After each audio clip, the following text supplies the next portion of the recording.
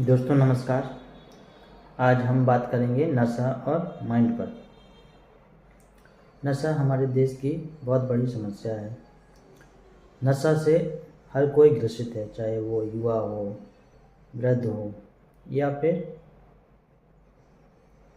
बीच बीच का उम्र का, मतलब जो एडल्ट है वो भी इससे ग्रसित है। बहुत सारे पेशेंट्स या बहुत सारे लोग कंसल्ट करते हैं या पूछते हैं कि हम नशा से मुक्त नहीं हो पा रहे हैं। तो मैं उनको यही सलाह देना चाहूँगा कि पहले आप दृढ़ निश्चय करना पड़ेगा। देखिए, माइंड जो होता है वो दो प्रकार का होता है। यदि हम डीपली बात करेंगे तो एक सबकॉन्शियस माइंड होता है और एक कॉन्शियस माइंड होता है। कॉन्शियस माइंड में यदि हम निश्चय करेंगे कि हमें नशा छोड़ना है तो वही कुछ समय तक हम नशे को कंट्रोल कर सकते हैं, लेकिन जब तक वह नशा छोड़ने का निश्चय यदि सबकॉन्शियस माइंड तक नहीं जाता है एक टारगेट के रूप में, तब तक हम या कोई भी व्यक्ति नशा को त्याग नहीं सकता है। आजकल नशा से बहुत सारा परिवार टूट जाता है, बहुत सारे लोग बीमार हो जाते हैं।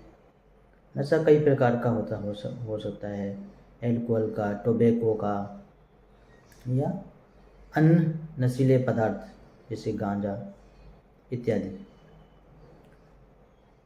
सबके अपने अपने साइड इफ़ेक्ट्स होते हैं।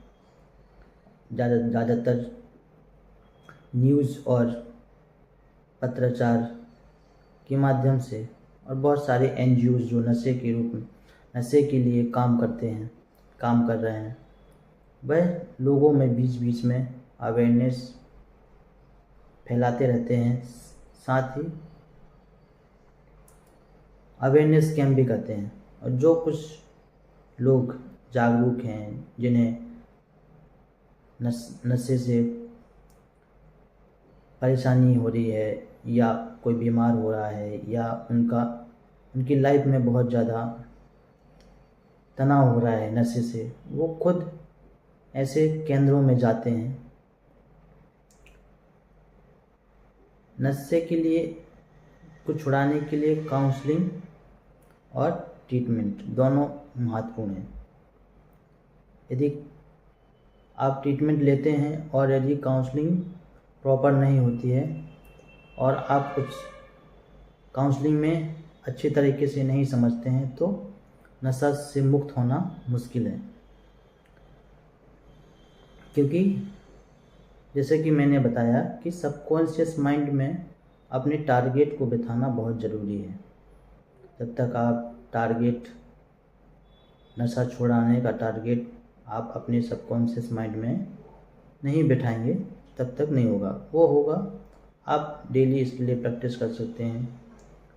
रात में सोने से पहले, सुबह उठने के बाद, कि आप जिस भी आराध्य को मानते हैं उससे प्रार्थना कर सकते हैं कि मुझे छोड़ने में मदद करें। इससे आपकी प्रैक्टिस होती रहेगी। दूसरी चीज़, यह बात आपके सबकॉन्शियस माइंड में स्टोर होता जाएगा, और धीरे धीरे यह प्रक्रिया आप जब लगातार 5 से 6 महीने तक करेंगे तो ऑटोमेटिक पता ही नहीं चलेगा कि आप नशा से कब दूर होंगे।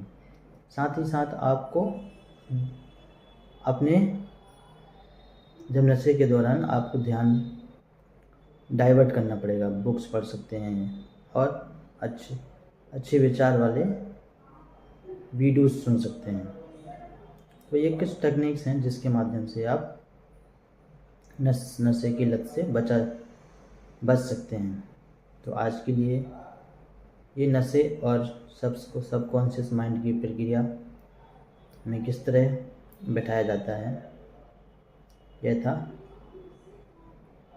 अगली बार किसी अन्य टॉपिक पर फिर हाजिर होंगे।